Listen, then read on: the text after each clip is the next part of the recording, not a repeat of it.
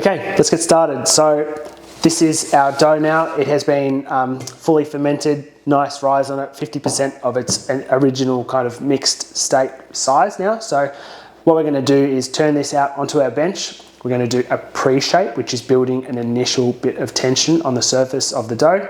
From there, we're going to let it rest for 10 to 15 minutes. And what that does, it just lets the gluten network inside this dough relax, so it's much easier to stretch out and shape into the shape of our container or our banneton. From there, we'll do our final shape. So we'll stretch it out, roll it up into the shape of our banneton. I'll show you how to do that in detail. And then it's going to get covered and placed in the fridge overnight for a secondary proof.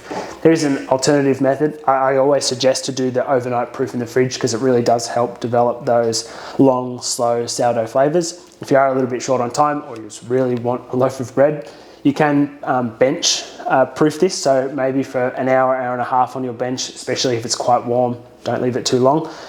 Just let it rest on your bench where it will relax and kind of fill out this container a little bit more. Shouldn't rise up too much more, but after that stage it is ready to bake. But again, I do highly suggest to proof it in the fridge overnight, and that will round off this lesson. So yeah, let's get started with the dough.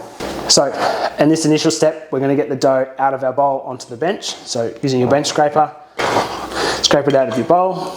So in this step, we need to build an initial bit of tension on the surface of our dough. We need to use our bench scraper and just the very tips of our fingers for this stage.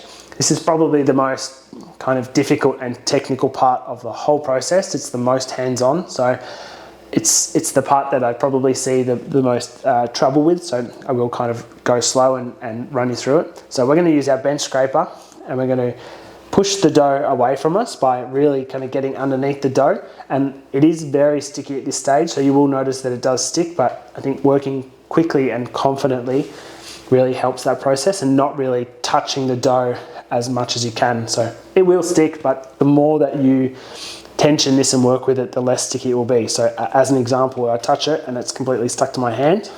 When I finish this process, I'll be able to touch it without it doing that. So, all right, so I'm going to grab my scraper and just the very tips of my fingers, starting at the back, pushing it away from me and turning and keeping this scraper in contact with the bench at the whole time, pushing it away, twisting that, and then pushing this surface of the dough underneath itself. So I'm kind of dragging it underneath, and what that is doing is it's taking this top surface, stretching it, and then pushing it underneath. And as I continue to do that, it's going to do it more and more. So pushing away and then dragging it underneath, pushing it away and then dragging it underneath. And you can use your scraper and just the tips of your fingers for the other side. So I'm using just the scraper, pushing it away, turning it kind of 90 degrees as I push it, and then dragging that surface underneath, and it's stretching the surface of that dough. So the more that I do this and the faster that I do it,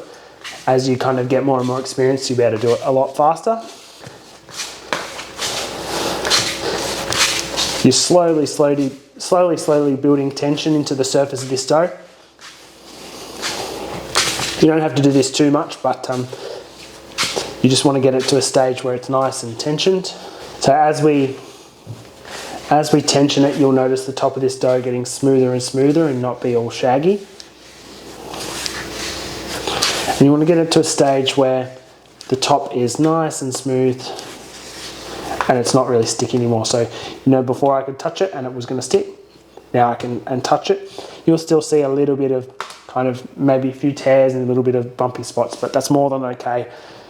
Don't work it too much, because the more that you work it, the more kind of elastic that it's going to be, and it's just going to shrink back to it's just going to not really do much. So get it to this stage, and then we need to let it bench rest for about 15 minutes. So get it to there, stop, leave it alone, go and have a coffee and come back in 15 minutes. So we'll see you then.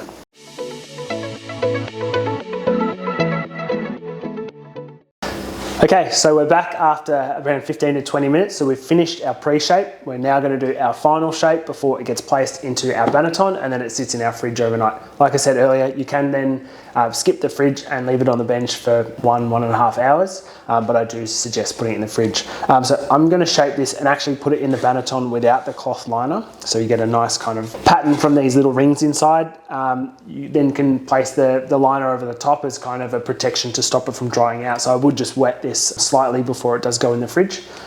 Okay, so the first step with our final shape, you need to grab some rice flour or any flour that doesn't have gluten in it. This is a pretty important step just because it is going in for such a long overnight proof.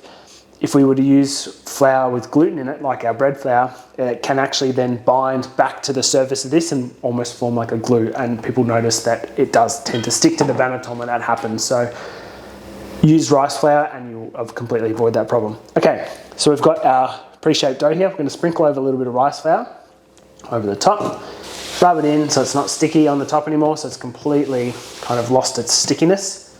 Now, we want to flip this floured, the rice floured side, upside down, so we're going to have a sticky side facing up, so this side's very sticky, and the underside is free to move around on the bench.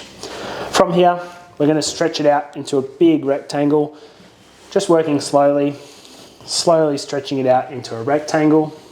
And here what we're doing, as we stretch it, we're increasing that tension on the underside. And the reason that the underside is floured and this side is sticky, because we're going to roll this kind of back onto itself, and we want this side to be sticky so it sticks to itself. So keep folding it out to a rectangle, as wide as you can go. I would call that pretty much good. So we're going to fold it up like an envelope. So grab the bottom, fold it up by around 1/3. Grab a side, fold it over to the half. Grab the other side, fold it over this way. I'm going to turn it round and I'm going to start rolling it up. And as I roll it up, the skin on the top tensions even more.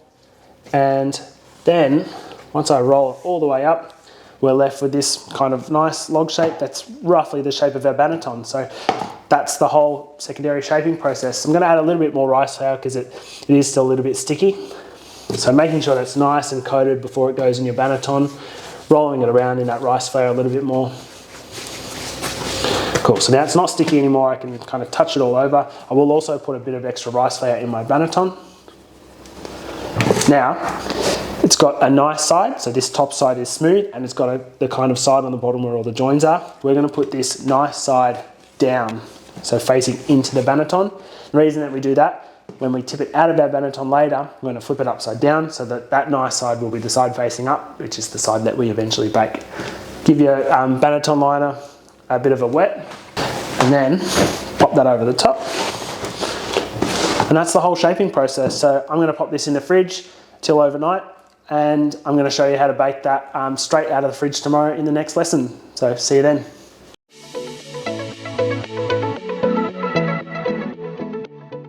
Okay, so we've shaped our oval banneton now, which is in the fridge. I'm going to show you how to shape into a round banneton, which we sell on our site as well. It's a very similar process, and the intention is exactly the same. We just want to build on the tension that we built earlier with the pre-shape. So same deal, we're going to add a tiny bit of rice flour to the top of our dough.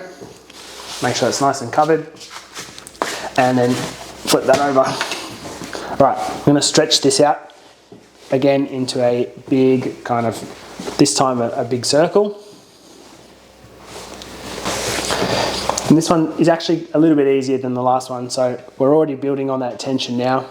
I'm just going to fold in these corners like this, fold in another corner, and just keep pinching these corners in as I go. And as I do that, it's just pulling that tension of the dough on the other side in and in and in, and then you can finish by kind of pinching it together,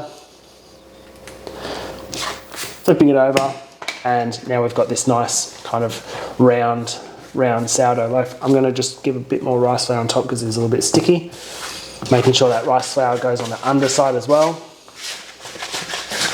Now, same deal as before. This is the nice side. The underside is where I kind of pinched it all together. So I'm going to put this nice side face down in my well-floured banneton, And then same as before, I'm going to grab my cloth liner, give it a nice wet it, pop that over the top and pop it in the fridge overnight. And that's it. We'll move on to the next step.